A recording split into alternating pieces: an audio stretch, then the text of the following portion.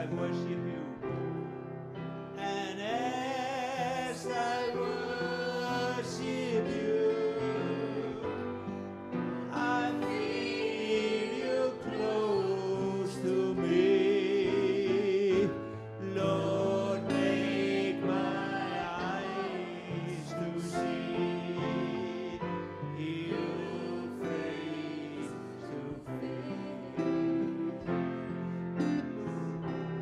Lord, make my eyes to see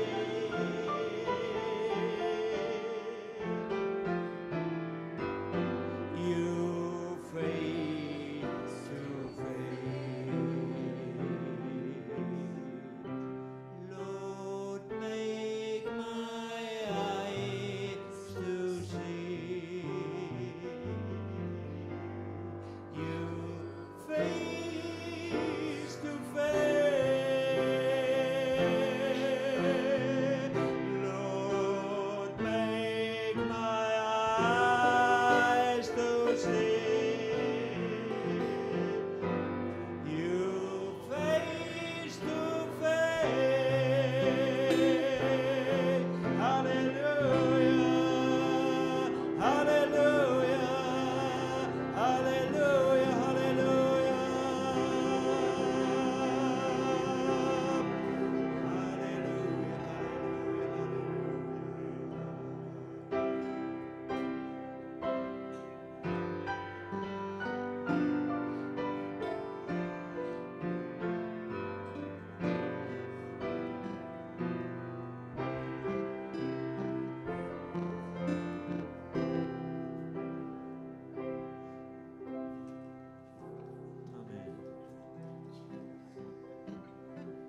Það segir á einu stað að þá fáum við að sjá hann eins og hann er. En þangað til, þá lofum við hann. Og það verður ekki trúboð í himninum, en það verður lofgjörð í himninum. Það er gott að læra að lofa Guð. Halleluja. Amen.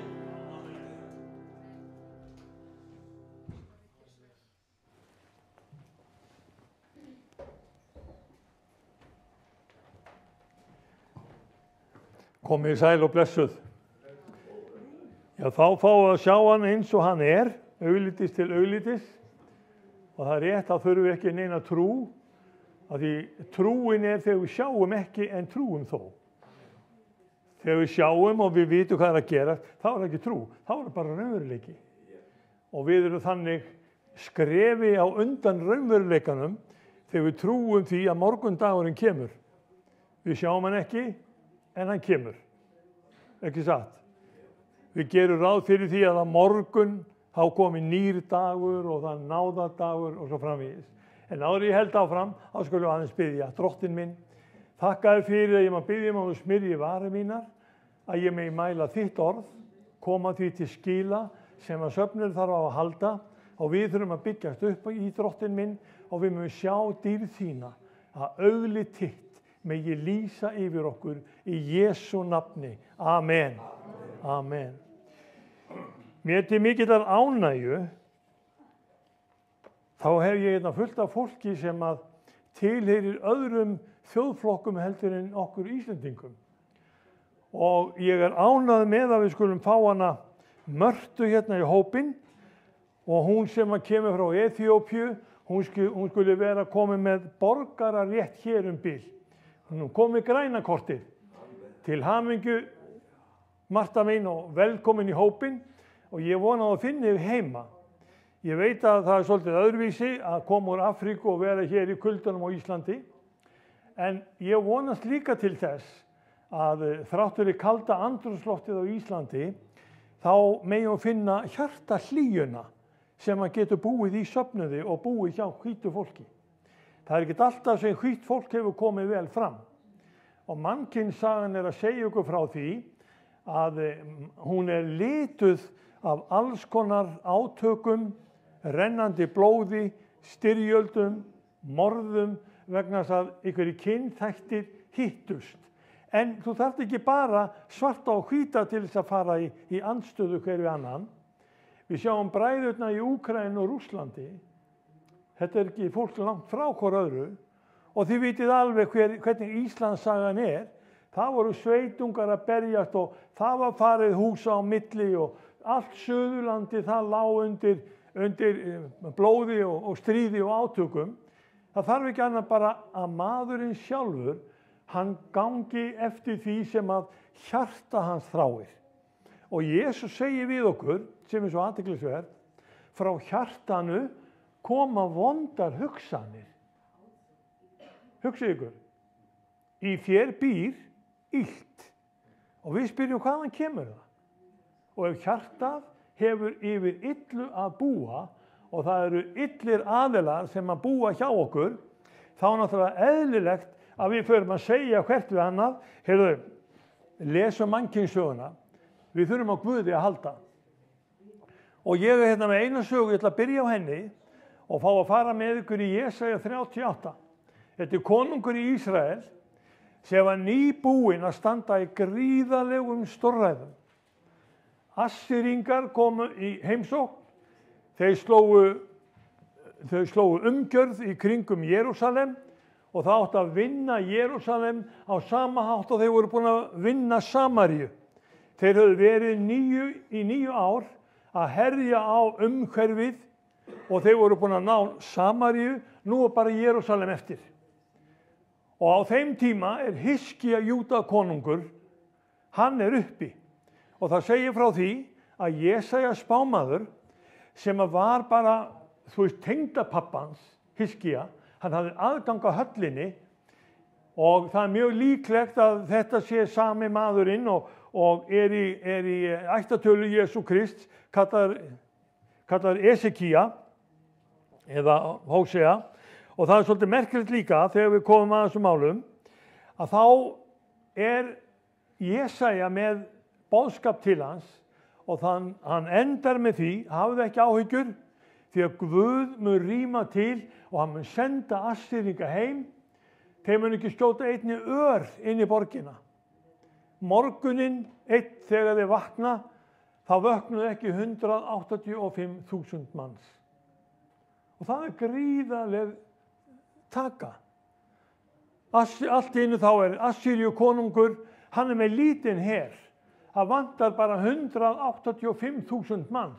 Og við förum í 37. kapitulan, bara niðurlagið á honum, þá segir í 37. versi, þá fór engi drottins, laust 185.000 manns í herbúðum Assýringa og menn risu morgun eftir, sjá, þá voru þeir allir liðin lík. Bara á einu augabragði, þá tók Guð til hendinni og hann hreinsaði landið af óvinna her. Svo liðu kannski dagar, vikur, mánuður, við vitum ekki hvaða langur tími það er, þá komum við í 38. kapitula og þá kemur Jesaja heimsó til Hiskía og sjáu þið hvað segir í fyrstu versunum 38. Þær mundir tók Hiskía sótt og var að dauða kominn. Þá kom Jesaja Amásson spáma til hans og sagði við hann, svo segir drottinn, ráðstafa þú húsi þínu því þú munt deyja og eigi lifa. Já, þvílíkt og annaðins. Er ekki einmitt þegar við erum sjúk og veik að þá þurfum við að allt öðrum boðskap að halda heldur en, heyrðu, þú munt bara deyja og ekki lifa. Við erum búin að horfa upp á þetta, ég og kona mín, og við spurðum, er komin að því að hún er bara að dauða komin. Og ég er náttúrulega afskaplega ánægð með það að hún er búin að vinna mig í hárvexti. Þú veit, það gengur vel. Það er vegna þess að það var ekki bjart framundan. Hvað átti ég að gera þegar ég vissi það að dauðans hönd var komin að taka í hana? Hvaða von hafði ég? Gat ég ráðið við þetta? Gat ég gert eitthvað? Jú, ég gat tókað í bænastrenginn og ég var afar þakkláttur þeim sem báðu fyrir henni. Í þessu söfnum var heilmikið beðið og þið sjáuð árangurinn. Þið sjáuð árangurinn. Hvar erum við stödd ef við fáum að vita, Hiskía, nú ertu bara komin að dauðanum, ráðstafuðu húsið þínu. Pabbi mín lenti í þessu. Hann var á Sankti Jósefs spítala og það var búið að segja við hann, Óskar minn, við getum bara ekkert gert fyrir þig. Þetta er krabbamein sem mun leiða þig til dauða. Einar bróðir hans kemur til og segir, Óskar, ertu búin að ráðstafa húsið þínu? Bara kom sama og var hjá Jesaja. Og þá eiginlega fór pabbi að ákveða, já, við skulum hafa þetta svona. Hann skráði niður hjá sig hvernig jarðarferðin átti að vera, hvaða sálman átti að vera, hverju skildu tala, hverju skildu lesa orðið. Við þurftum ekkert að skipuleggja. Hann var alveg með þetta hreinu. Þannig að síðasta kveðjan var kveðjan eftir að hann var farin. Hvað gerum við í trú? Og Hiskía blessaður sem fær að vita, ráðstafaðu húsið þínu, þú mun deyja og eigi lifa. Það voru viðbrögð hjá honum og þá segir hann, þá sneri Hiskía andliti sínu til veggjar. Bað til drottins og mælti, æ drottin minnstu þess að ég hef gengið fyrir augliti þínu með þínu trúmennsku og einlæga hjarta og gjört það sem þér þóknanlegt og hann grét sáran. Þá kom orð drottins til Jesaja, svo látandi. Far og seg Hiskía, svo segir drottin, ég hef heyrt bæn þína, séð tár þín. Sjá, ég vil leggja 15 ár við aldur þinn. Ég vil frelsa þig og þessa borg af hendi Assýríu konungs og ég mun venda þessa borg. Og þetta skalt þú til marks hafa af drottni, að drottin mun efna það sem hann hefur heitið. Sjá, ég færi aftur stig skuggan með sólinni hefur fæst niður á sólskífu Akasar 10 stig. Og sólin færðist aftur á bak. Nei, trúið þessu? Þetta getur bara ekki verið að sólin bakki. Svona segir Biblían bara frá þessu. Og við getum spurt, er Guð megnugur þess að færa sólina í hina áttina? Hvað gerði hann? Stoppa hann snúningi jarðar? Við getum alveg farið að hugsa og spekulera, en það er alveg sama hvaða niðurstöðu þú kemst. Þú finnur ekkit svarið. Ég veit ekki hvort hann færði sólinn aftur á bak eða hvað hann gerði, en ég veit bara að skugginn af sólúrinu, hann færðist aftur 10 stig. Það var bara það sem gerðist. Og það var það sem blasti við augu þeirra og skýringin er auðvitað svo. Það var Guð sem greip inn í tilveruna. Hvað heldur að Guð sé tilbúinn að gera í þínu lífi? Hvernig förum við að þegar við heyrum að það er eiginlega vonlaust ástand sem við erum í? Við sjáum ekkert endilega fram úr öllu. Það er bara heilmikið í gangi hjá okkur og við spyrjum bara, Guð, er þetta virkilegt? Marta okkar, hún er búin að bíða eftir græna kortinu og dvalarleyfi á Íslandi mánuðu, jafnvel árum saman, svo allt í einu kom það. Og það var alveg þessi virði þá að bíða smá stund. Og Hiskía, hann fekk nákvæmlega sama, skugginn færðist aftur á sólskífu Akasar 10 stig. Og sólskífin, og hún hafði, eða sem hann hafði gengið yfir. Og mér var að hugsa til þess, eru við ekki bara komin í það að treysta því sem að Biblían er að segja við okkur? Takk eftir. Þessa sögu notaði Jesús aldrei. Ég tók eftir daginn að það voru eitt af rökum presta og biskups að eitt og annað hafði Jesús aldrei sagt og þá var ekkert marktakandi á því. Jesús hafði þessa sögu aldrei Hiskía Júdakonung. Hann notaði hana aldrei í Nýja testamentinu. Á ég að nota hann í dag? Á hann erindi til okkar í dag? Sem viljum trúa og treysta Guð í almáttugum skapara himins og jarðar. Við gerum hann nógu stóran og mikinn, en hann er líka nálægur. Hann heyrði grátinn í Hiskía Júdakonungi, hann sá tárin og hann sagði, heyrðu, ég segi, við skulum bara breyta áætluninni. Og henni var bara breytt. Og ég segi bara, lofa þessi drottin Guð og frelsar vors Jesú Krist fyrir það að hann hefur öll yfirráð yfir þínu og mínu lífi. Eru við tilbúin til þess að leggja líf okkar í hendur hans? Þetta er kannski ekkit endilega sniðugt hjá okkur öllum nútímamönnunum, því við viljum hafa mjög góða tryggingar fyrir því sem er að gerast. Það var ein ráðstöfun líka sem að kemur nálægt okkur. komið með mér í 1. Mósebók. Við förum og lesum aðeins formóður Hiskía.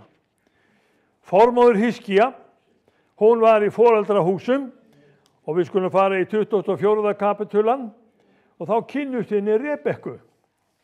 Og þegar við kynnust Rebekku, þá erum við ekki að sjá annað heldur en hún bara stúlka sem að fara og brynna dýrunum sínum, passa þau, hún fer niður í tjörnina eða hún fer í vatnsbólið, eys vatni og gefur dýrunum að borða.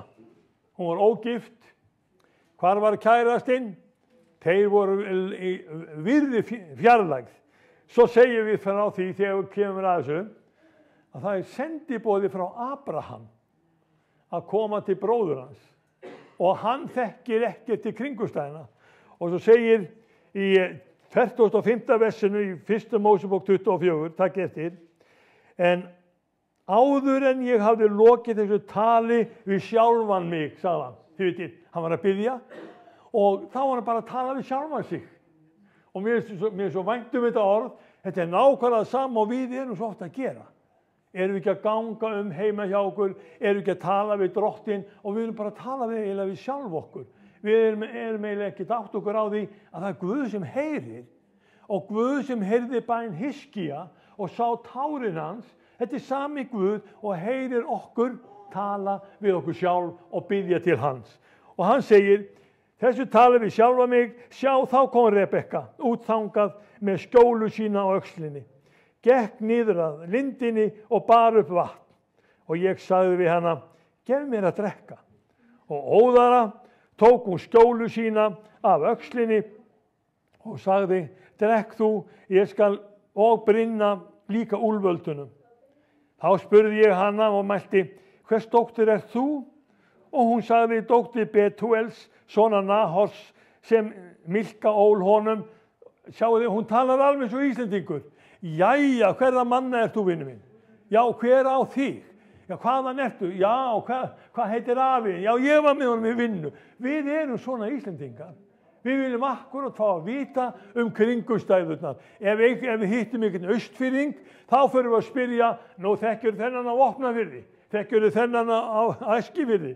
Og við erum komið með ákveðna tengingar. Allir úr Þykkvabænum, þeir vita hverju koma þaðan. Og það er það sem þessi maður gerði. Já, hvers dóttir ertu? Og hún segir bara dóttir Nahors og sem Milka ól honum. Lét ég þá hringinn í nef hennar. Takk fyrir. Hann fór aðeins og bændurnir gera við góðu nautin. Hann var einn hringur í nefið. Þetta er bara sama skatt og þið sjáið hjá konumenn í dag. Það eru að hengja á sig, hringa í nef og svo framvegis. Og ég laut höfði, bað til Drottins og ég lofaði Drottinn Guð Abrahams húsbónda míns sem hafði leitt mig hinn rétta veg til að taka bróðurdóttur húsbónda míns syni hans til handa. Og nú, ef þér viljið sýna vináttu og tryggð húsbónda mínum, þá segið mér það. En viljið þér það ekki, þá segið mér það. Það má svo að ég geti snúið mér hvort heldur til hægri eða vinstri.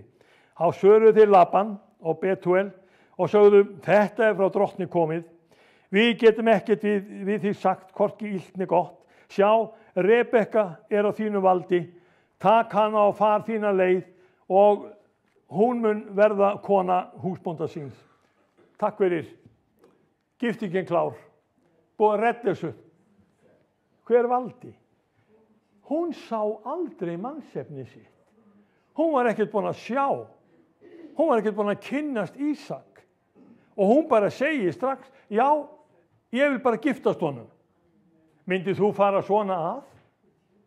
Myndið þú treysta náunga sem þú þekki lítið til og bara giftast honum? Nefnir eitthvað annað kæmi til. Og það er það dýrlega sem við höfum í þessu.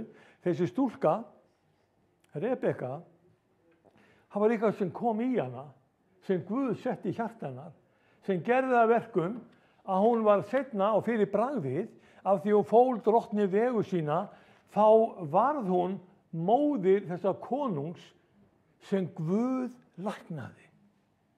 Það leið ekki nema 21 kynslóð. þá fór Guð að gera ennþá meiri og stórkostlegri verk. Hiski og Jesaja voru báðir afkomendur þessara konu.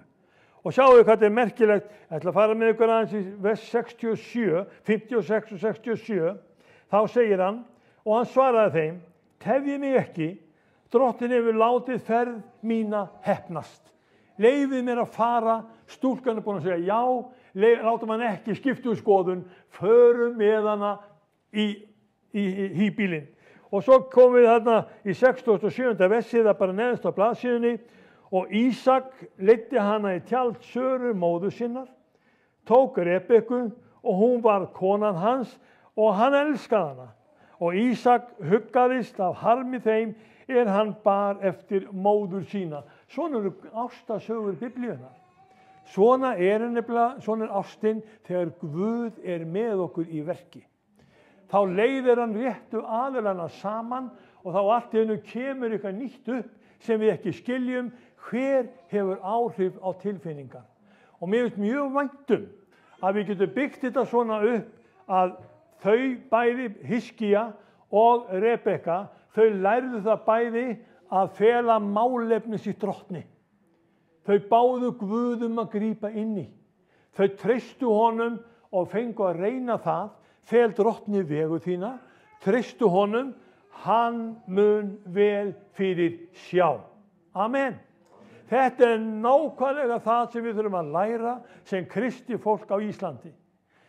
Það sem að Davíð konungur sagði í Davíðs sálmum sínum, það er líka Guðs orð. Það sem að spámennirnir töluðum og postularnir flutt okkur, það er líka Guðs orð.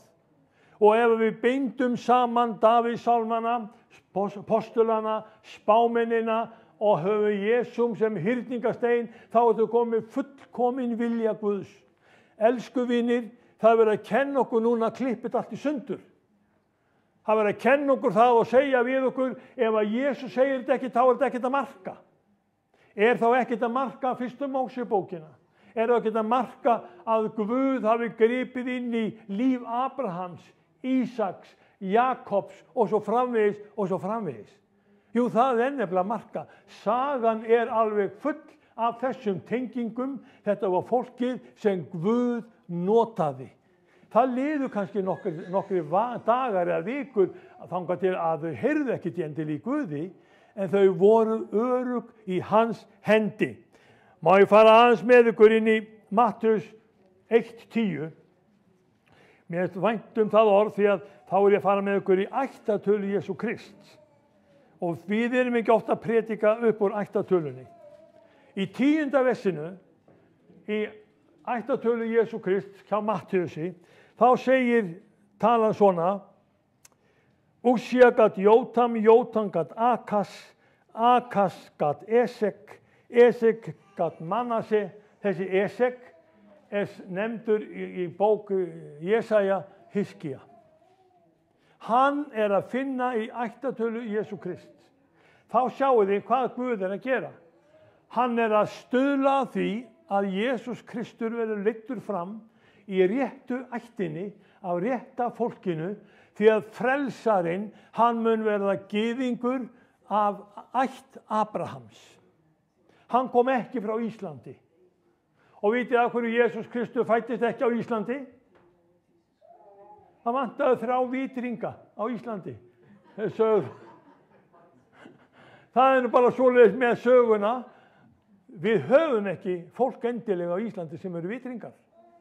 Og takið eftir því sem er núna berast okkur til eyrna í gegnum fréttir. Það var verið að kjósa rektor Háskóla Íslands. Og hvað er að koma upp núna? Rógur, illt umtal. Þetta var háskólamennta fólk. Af hverju er að taka þátt í þessu? Það rægir, það hræpir, það kemur með illt umtal.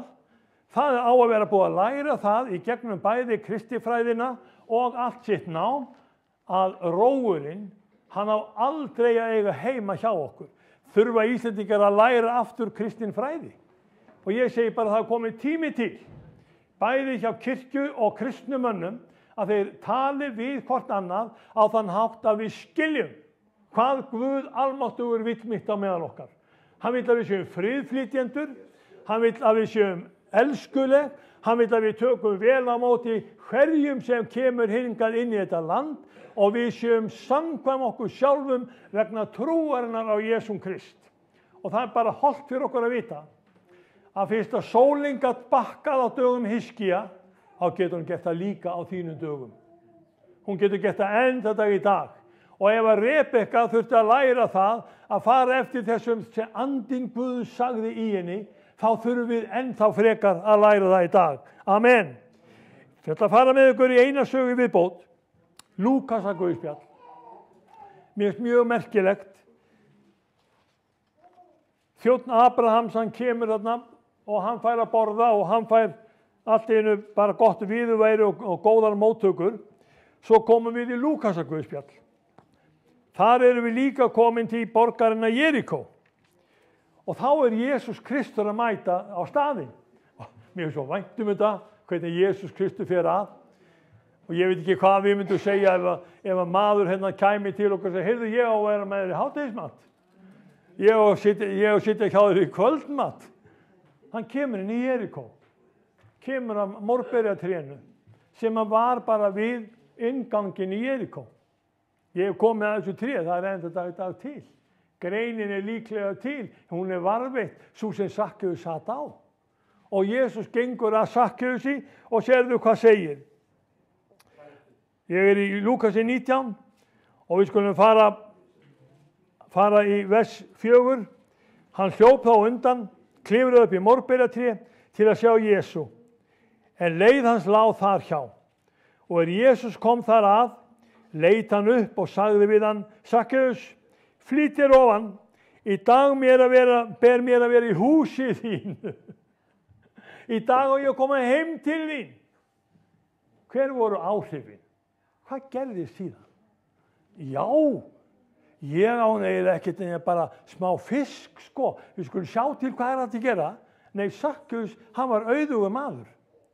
Og það var einhver umbreyting í hugafar og í feli Sakkeusar, að hann segir eftir þessa heimsókn, takkið eftir því sem hann talar ég ætla að fara með ykkur inn í 8. versið, en Sakkeus stéð fram og sagði við drottinn, Herra, helming eigna minna gef ég fátækum.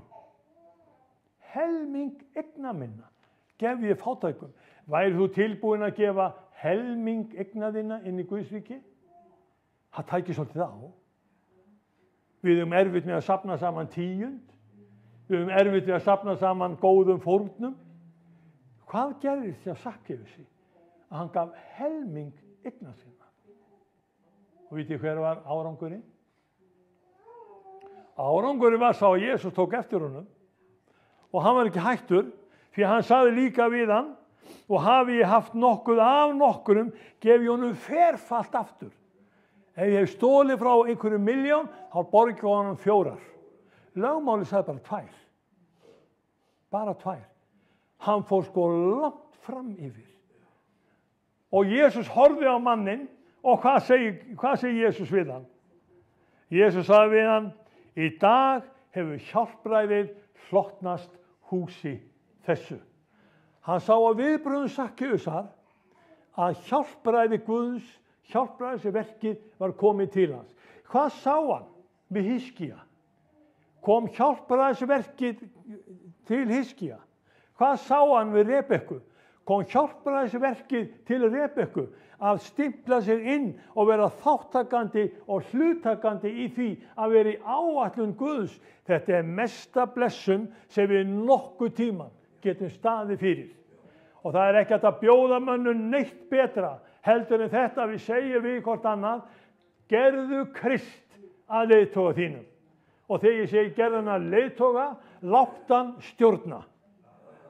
Og við erum að láta það gerast hjá okkur á Íslandi að það eru 1000 barna leitt fram í kirkjurnar og þau eru öll látin lofa því að gera Jesúm Krist að leiðtoga lífsins. Þau sjást síðan ekki í kirkju árum saman. Árum saman. Af hverju? Hvaða blekkingaleikur í gangi ef að þú síðan ætlar að gera Jesúm Krist að leiðtoga lífs þíns, þá færðu skot, þá færðu athugasemdir, þú færð svona augnagotur, já, þú þarna, á ég að trúa því að þú svona gáfaður maður og hæfileikaríkur maður skuli vera í Fíladelfíu, skuli vera hvítasunum maður, ekki allt í lagi? Þetta það sem að þjóðin segir. Það var allt í lagi hjá Sakkeusi. Það var allt í lagi hjá Hiskía að leita til Guðs þegar sjúkdómurinn kom að og honum var ekki hugað lengra líf en Guð gaf honum 15 ár. Og ég ætla að fá að enda þetta með því að fara með þig í Jesaja 32. Ég hef gaman af því að flettu svo aðeins saman vegna þess að ávöxturinn af trúnni, hann kemur alltaf fram.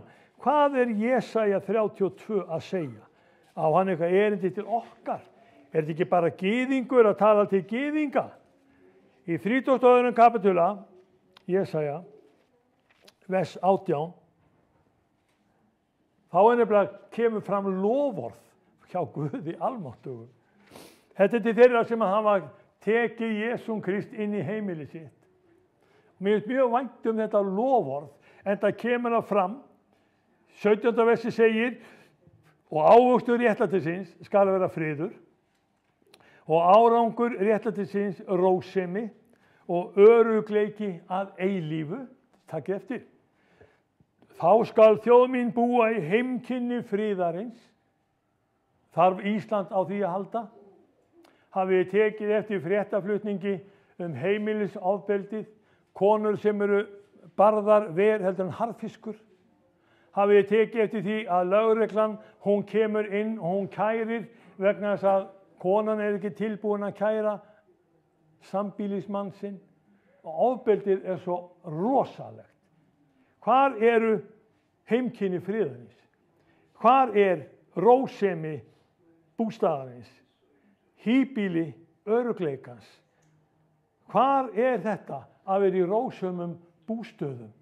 Getur það verið að við fáum þennan ávöxt upp í okkar þjóðlífi vegna þess að við erum búin að leiða þetta fólk fram fyrir örfáum árum? Það lofaði að gera Jesúm Krist að leiðtoga lífsins, síðan var ekkert að marka.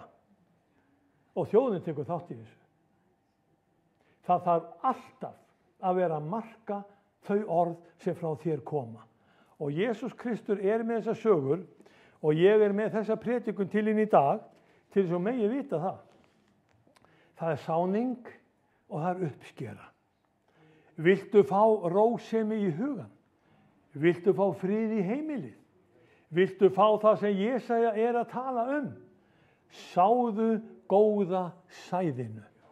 Vertu trúr allt til dauða og ég mun gefa þér lífsins kórónu. Amen. Ég enda þetta með því. Og ég bara brýni ykkur kæru vinir, látið þetta orð ekki fram hjá ykkur fara. Og látið ekki presta og biskupa ræna því frá ykkur að það sem að kenning postulanna og spámannana með Jesúm hann hyrningasteini að það sé Guðs orð. Jesús hann talaði til dæmis yfirleitt aldrei vel presta. Það er vitað að hann nefndi það á 3 sinnum. Og í hvaða samhengi?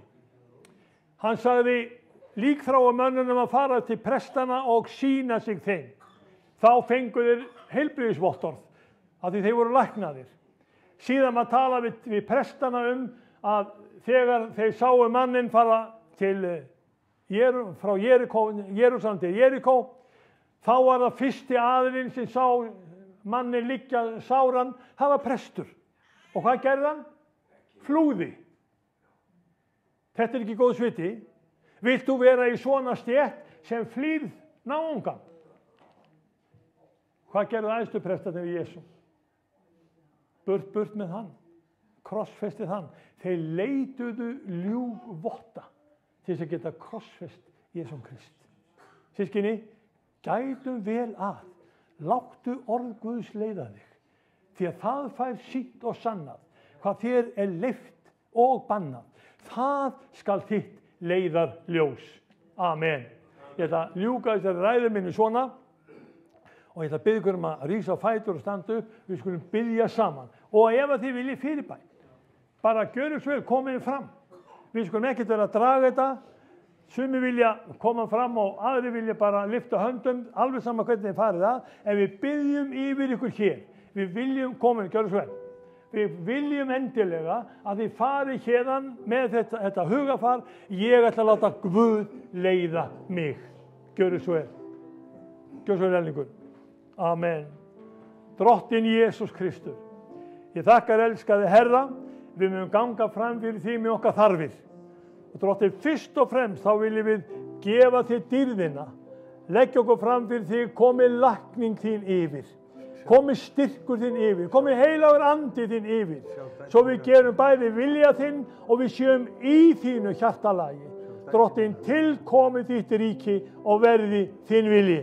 Og ég bið Jesús minn, að land okkar og þjóð með ég vakna upp til meðvitundur það að hún ekki á góðum stað. Hjálpa henni til þess, Drottinn minn, að hún snúi við og hún gangi aftur að fyrirheitunum sem þú hefur lofað þeim og þau hafa sjálf gefið til að gera Jesúm Krist að leiðtoga míns lífs í Jesú nafni. Amen. Og sískinni náð Drottins Jesú Krist, kærleiki Guðs og samfélag heilags anda verið með ykkur öllum í Jesú nafni. Amen. Nú ég lokið ræðu minni og Drottinn bless ykkur áframhaldandi. Gjörðu svo vel, dagurinn mín.